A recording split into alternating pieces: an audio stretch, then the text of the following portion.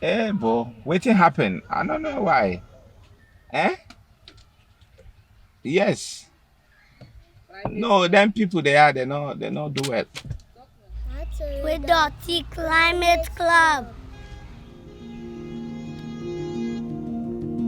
We hear in the whole world people talking about climate, about the environment, but it has not reached to places like here. People still don't know about it much. When you mention it, they don't even get it. So we wanted to understand what the whole world is talking about. We see people just throw garbage, people just throw that everywhere, and then people really don't care about the environment much.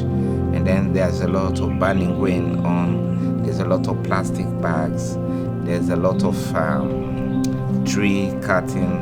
Even as we're here, we can hear the sound of people felling down trees. We have beautiful beaches around here, but people hardly use it because it's so dirty. I've seen people litter plastic the way they feel like in the community everywhere. It's not been good. It's not been good. We not sabi them. Where them cancel, then they love plastic na and then go. First we cleaner. We sef we dey tire. And sometimes they set fire on those plastics. The smoke also is an environmental hazard. Even in the church, that is supposed to be a very clean place, the begins eat and throw, eat and throw. People don't want to take order from the authority, so that's why we normally just throw trash anywhere. Why do they bring down trees? Because they need them for charcoal. Or some of them will just bring them down because they feel the tree is there and is occupying space. Sometimes they really don't have any reason. People usually come here to get foodstuffs, but yet the environment is not clean. They see there's a lot of sickness. So often and again, we have cholera, we have typhoid. Typhoid is, they will tell us, is basically hygiene, not taking care of the food.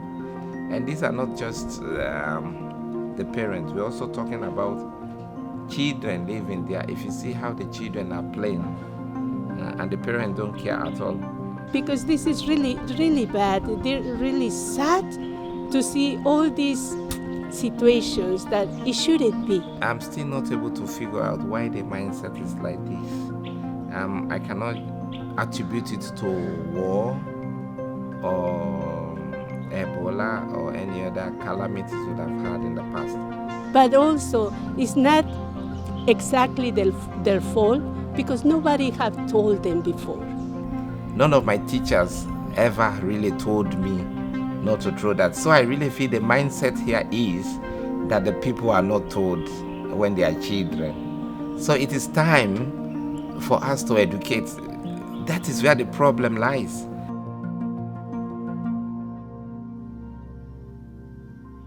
The other day, I saw this man well dressed, just throwing plastic bags outside the car. Then it came to my knowledge that maybe he was never told these things when he was in school.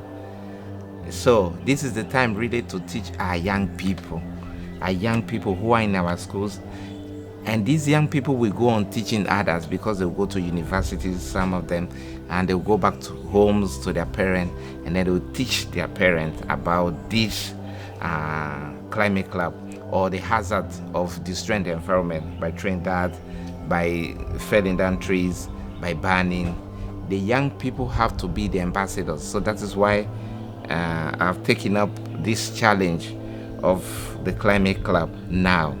And I really feel we are late because there are a lot of things our young people here would have known before about the environment, about keeping it clean, planting trees, but they don't know. I can see very vividly when you go to our school compound, we clean. In the morning house, we can clean, but before we go back to our various homes during the day, you can see trash all over the place. So the idea about this green club is to help us to raise the awareness, to sensitize the people.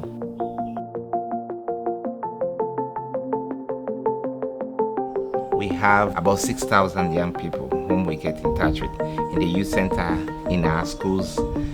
So this is the time to educate them about the environment. 3 times in a week, we'll have activities of cleaning, of planting trees, of educating, of having classes about the environment. So they are going to be strong ambassadors to wherever they found themselves tomorrow. And the Climate Club, we're also looking for funds to help them to go to universities.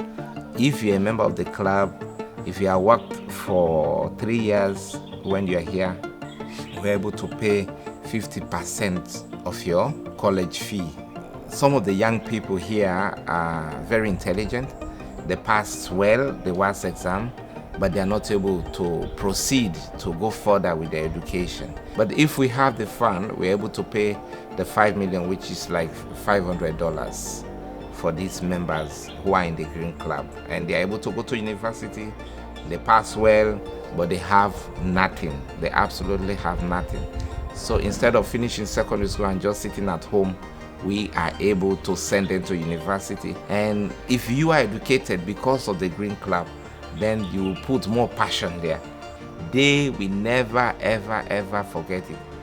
Why? Because they will always think that it's a Green Club that sent me to university. It's the Green Club that educated me. It will become part of them. The message will spread faster. So they need to see people setting the example, the pace in the community. That we have to have people who lead them. I believe also that little by little, 1 or 2 or 3 or 4, they are going to start changing. And those that are changing, those people, then they will start changing other people. So in little by little, they will change, Father. The idea is to educate the seamen, the boatmen, those who work there at the beach, the chiefs, the market women, and many other people. It's a mass movement of people, but we want to start in the very little way.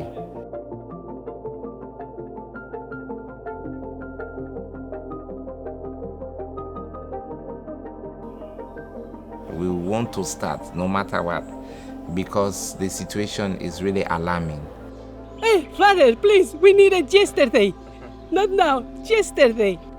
There are a lot of NGOs who try to clean and who try to also talk about this Climate Club or the environment.